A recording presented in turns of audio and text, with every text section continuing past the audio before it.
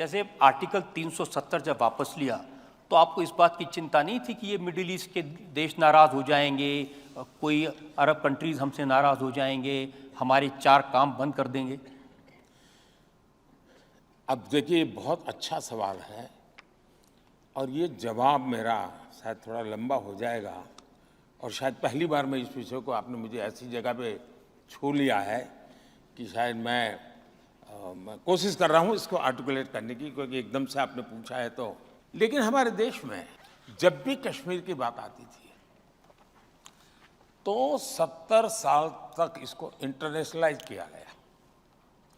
दुनिया का हर देश कश्मीर के मुद्दे पर भारत को कटघरे में खड़ा करता था। थोड़ी बहुत अटल जी ने कोशिश की थी कि टेररिज्म को सेंटर पॉइंट लाए, लेकिन कुल मिलाकर के दुनिया में, और इसलिए 370 के संबंध में भी ये स्वाभाविक था कि दुनिया कोई बहुत बड़ा नाराजगी व्यक्त करेगी। हुआ उल्टा।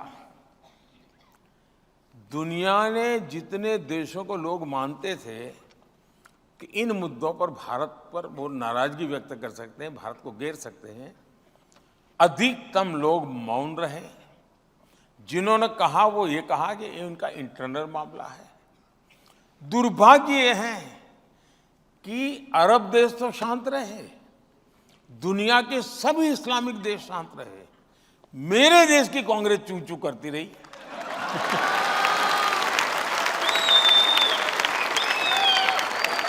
ये मेरे दिमाग में नहीं बैठ रहा है। ये इसका मतलब ये हुआ कि ये एक ऐसी मानसिक विकृतियों से भरी पड़ी हुई इनकी सोच है दुनिया ने। और अच्छा, 370 के बाद में दुनिया के कई इस्लामिक देशों में बहुत बड़ा सम्मान प्राप्त करके आया हूं, मुझे कोई दिक्कत नहीं हुई। 370 के बाद मेरे 8 लोगों को, मेरे देशवासियों को फांसी हुई थी। 370 के बाद की घटना है, उनको जिंदा वापस लेके आ गए। उस समय मोदी जी, मैं बहुत सारे जो हमारे ऑपोजिशन के लोग हैं उनके बयान सुनता था। जब कतर में हमारे लोगों को फांसी की सज़ा हो गई, वो जेल में थे, ओवैसी ने कहा, अरे मोदी जी तो कहते थे उनके बड़े संबंध हैं, क्या हुआ? अरे ये तो विश्वगुरु बनते थे, क्या हुआ? किसने कहा कि कतर, मोदी जी कहते थे इज़ माई सेकेंड होम, अब कुछ नहीं कर पा रहे। या तो उन्होंने मोदी का पूरा स्टडी नहीं किया है, या तो वो मोदी की बात आई उस समय मीडिया में जाएंगे तो थोड़ी जगह मिल जाएगी, इसलिए चले जाते हैं। क्योंकि मोदी एक ऐसी ब्रांड है जिसके कारण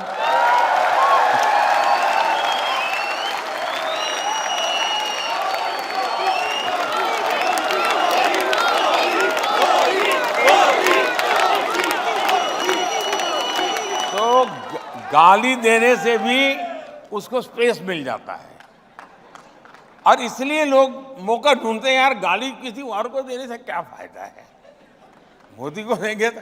और इसलिए जल्दबाजी, उनको पता होना चाहिए कि यार कुछ तो होगा, ये कुछ तो चलता होगा, बोलता नहीं है, कुछ करेगा, ये इनको समझ होनी चाहिए जी। अब इतने साल हो गए, अब मेरा और मेरे कोई सीक्रेट कुछ नहीं है, ओपन है जी। कोई ढंग से बराबर स्टडी करे, मीडिया के लोग भी नहीं करते जी, माफ करना,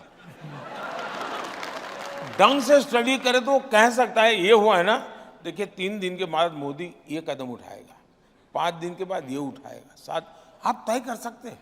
लेकिन आपको तैयारी नहीं, क्योंकि आपने एक बनी बनाई परसेप्शन में जीना चाहते हो, उसी को फैलाओ और उसके अनुकूल कुछ एनेक्डोट मिल जाए तो ढूंढते रहते हो। इसके कारण सारे के सारे लोग फेल हो जाते हैं। इस बार भी उनको लगता था कि 400 पार, आखिरकार स्थिति क्या हुई? इन सबको कहना ये पड़ रहा है कि 400 पार नहीं हो सकती। ऑपोजिशन क्या कहता है?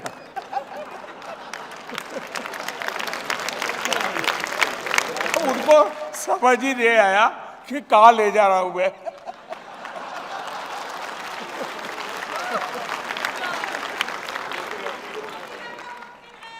तीन चरण के बाद किसी ने उनको कहा कि आप पूरा कैंपेन ये लड़ रहे हो कि मोदी 400 पार जाएगा कि नहीं जाएगा। अब एक नई सलाह आपको दी गई है कि भाई पाकिस्तान से जरा डर के रहो, उसके पास न्यूक्लियर बम है।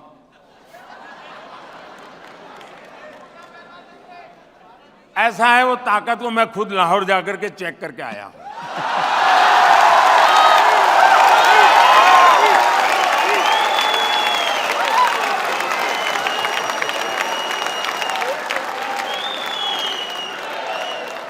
और बिना कोई सिक्योरिटी चेक में सीधा चला गया था।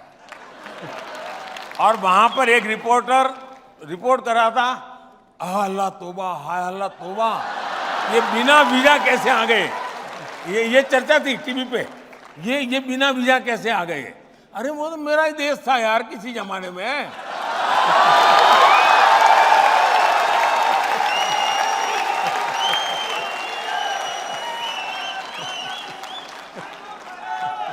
पहले मोदी जी हम लोग परेशान रहते थे पाकिस्तान से, यहाँ आए मार के चले गए, यहाँ आए मार के चले गए, फिर सर्जिकल स्ट्राइक हुआ, एयर स्ट्राइक हुआ, वो पिछले टर्म की बात थी। इस टर्म में पाकिस्तान के लोग बड़ी लंबी लिस्ट दे रहे हैं, अननोन आदमी आके मार जाता है। मुद्दा वो नहीं है। पाकिस्तान के लोग परेशान हैं, मैं जानता हूं। उनकी परेशानी का कारण भी मैं हूं, ये भी मैं जानता हूं।